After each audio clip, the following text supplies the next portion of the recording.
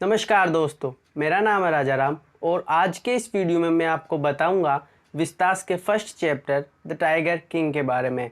और साथ ही साथ मैं आपको बताऊंगा वो इम्पोर्टेंट क्वेश्चंस जिनकी एग्ज़ाम में आने की प्रोबेबिलिटी बहुत अधिक है। लेकिन इससे पहले अगर अभी तक आपने हमारे चैनल द VIP स्टडी को सब्सक्राइब नहीं किया है तो चैनल को सब्सक्राइब करें और बेल आइकन को भी प्रेस करें, जिससे हमारे आने वाले वीडियो की नोटिफिकेशंस आपको सबसे पहले प्राप्त हो। तो चलिए फिर शुरू करते हैं आज का वीडियो।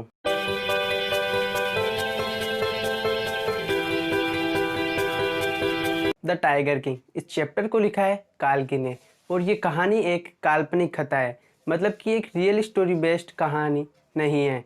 इस कहानी की शुरुआत होती है एक छोटे से बच्चे से। उस बच्चे के जन्म पर ज्योतिषी जो होते हैं वो कहते हैं कि ये बच्चा बड़ा होकर महान सम्राट, एक बहुत ही महान राजा बनेगा, वीर योद्धा बनेगा, अनेक राजाओं को परास्त करेगा और अपने साम्राज्य का विस्तार करेगा। लेकिन वो ज्योतिषी एक बात पर रुक जाते हैं। जब उनसे पूछा जाता है कि वो किस बात पर रुके हैं तो वो ज्योतिषी कहते हैं कि इस बालक का जन्म वृषभ काल में हुआ है और वृषभ काल में बाघ वृषभ का शत्रु होता है, इसलिए इस बालक की मृत्यु एक बाघ की वजह से ही होगी।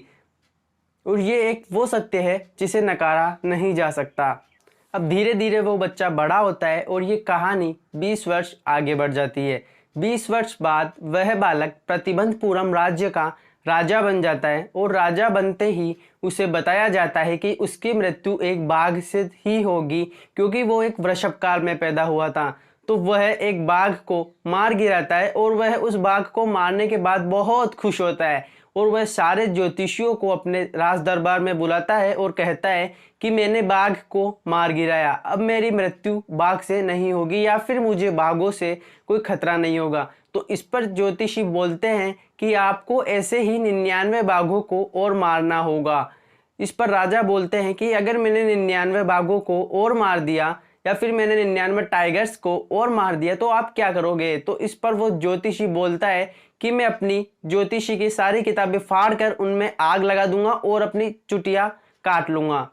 तो उस दिन से ही महाराज, उस दिन से ही वो राजा बाघ राजा कहा जाने लग जाता है और वह 100 बाघों को मारने का एक मिशन तैयार करता है और वह धीरे धीरे बाघों को मारने का कार्य भी शुरू कर देता है। लेकिन जैसे जैसे वो बाघों को मारता जाता है वैसे वैसे प्रतिबंधपुरम के राज्य में बाघों की संख्या अत्यधिक कम हो जाती है और उसे शिकार में अत्यधिक कठिनाइयों का भी सामना करना पड़ता है। इसलिए राजा एक फरमान जारी करता है कि अब से प्रतिबंधपुरम में राजा के अलावा कोई भी बाघ का शिकार नहीं करेगा और अगर किसी ने बाघ को एक पत्थर भी मारा तो उसकी सारी जायदाद छीन ली जाएगी और राजपाट में मिला ली जाएगी। इसी बीच राजा को एक बहुत बड़ी समस्या का सामना करना पड़ा। एक ब्रिटिश राजा ने राजा को आग्रह किया कि वो प्रतिबंधपुरम में आकर बाघों का शिकार करना चाहते हैं।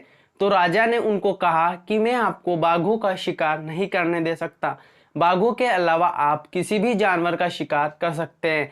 तो ब्रिटिश राजा बहुत नाराज हुए और उन्होंने राज्य को हड़पने तक का आदेश दे दिया था। तो इस पर टाइगर किंग ने 50 सोने की बेशकीमती अंगूठियां बनवाई जिनकी लागत 4 लाख रुपए थी और ब्रिटिश राजा की रानी को उपहार स्वरूप भेंट की। तो इस प्रकार टाइगर किंग ने अपने राज्य को भी बचाया और ब्रिटिश राजा के गुस्से को भी शांत किया। लेकिन फिर भी जैसे जैसे वो प्रतिबंधपुरम में टाइगर्स का शिकार करते जा रहा था वैसे वैसे टाइगर्स की संख्या कम होती जा रही थी। तो एक दिन राजा ने अपने दरबार में एक दीवान को बुलाया और उन्होंने कहा कि अपने आसपास में जिस भी राज्य में सबसे ज्यादा टाइगर्स हो उस राज्य की पुत्री से मेरा विवाह किया जाए। तो इस प्रकार राजा शादी कर लेता है और जब भी वो ससुराल जाता है तो वह 4 से 5 या फिर 5 से 6 टाइगर्स को मार कर ही आता था। इस प्रकार ये प्रक्रिया चलती रही और राजा ने 99 टाइगर्स को मार दिया।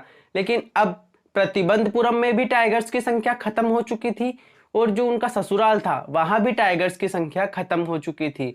तो इस पर राजा ने दीवान को बुलाया और कहा कि अब टाइगर्स का जुगाड़ किया जाए, क्योंकि अब एक आखिरी टाइगर है और अब मैं अपने मिशन से पीछे नहीं हट सकता। तो इस पर दीवान बहुत डर जाता है और वह चेन्नई के एक पार्क से एक टाइगर को मंगवाता है और उसे प्रतिबंधपुरम के जंगलों में छोड़ देता है।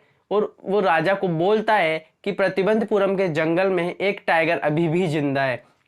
तो राजा उस टाइगर का शिकार करने जाते हैं और वो उस टाइगर पर फायर करते हैं, लेकिन वो गोली उस टाइगर के कान के पास से गुजर जाती है। इस वजह से वह टाइगर बेहोश हो जाता है और राजा को लगता है कि वह टाइगर मर चुका, और इसलिए वह उस टाइगर की पूरे नगर में जुलूस निकलवा देता है। लेकिन जब दीवान को पता चलता है कि यह टाइगर केवल बेहोश हुआ है, तो वह शिकारियों को आदेश देता है कि आप ही इसे मार दीजिए, और वह टाइगर शिकारियों के द्वारा मारा जाता है, न कि राजाओं के द्वारा। और राजा बहुत खुश होता है कि मैंने 100 टाइगर्स को मार दिया और मेरा मिशन पूरा हो गया। अब मुझे टाइगर से मेरी जान के प्रति कोई भी नुकसान या फिर किसी भी नुकसान की संभावना नहीं है। तो वह बहुत आसानी से अपना जीवन जी रहा होता है। तभी कुछ दिनों बाद उसके बेटे का बर्थडे आता है, और अपने बेटे के बर्थडे पर वह एक लकड़ी से बना टाइगर उसको गिफ्ट के रूप में देता है। तो जो वो टाइगर होता है लकड़ी से बना हुआ, वो थोड़ा सा कर्कश होता है। तो राजा अपने बेटे के साथ एक दिन खेल रहा होता है, तो उसके हाथ में एक बांस की फांस उस टाइगर से चुभ जाती है और उसके हाथ में थोड़ा सा घाव पड़ जाता है। कुछ दिनों बाद वैद्य को बुलाया जाता है, मतलब डॉक्टर्स को बुलाया जाता है कि राजा की सर्जरी करनी पड़ेगी, और सर्जरी के द्वारा वह फांस तो निकाल दी जाती है, लेकिन वह जो राजा होता है वह मर जाता है। इस प्रकार उस राजा की मृत्यु एक बाघ के द्वारा ही होती है, और जो ज्योतिष ने कहा था वही सत्य साबित होता है। तो ये कहानी बहुत रोमांचक थी और इसमें बहुत रोमांच भी था। तो कमेंट में हमें जरूर बताना कि ये कहानी आपको कैसी लगी। और अब मैं आपको बता देता हूँ वो इम्पोर्टेंट क्वेश्चंस जिनकी एग्जाम में आने की प्रोबेबिलिटी बहुत अधिक है। और जो उनमें से पहला क्वेश्चन है वो है who was the tiger king, मतलब टाइगर किंग कौन था। जो दूसरा क्वेश्चन है वो है how was the 100th tiger killed, मतलब जो 100वां और जो लास्ट टाइगर था वह कैसे मारा गया था। जो तीसरा क्वेश्चन है वो है why was the tiger hunting banned in Pratibandhpuram, Pratibandhpuram में टाइगर्स को मारना बैन क्यों कर दिया गया था।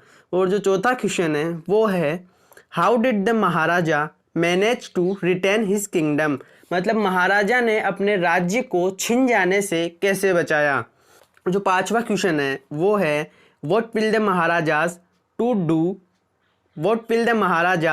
Do to find the required numbers of tiger to kill, मतलब महाराजा ने टाइगरों की उचित संख्या को मारने के लिए क्या क्या कार्य किए थे।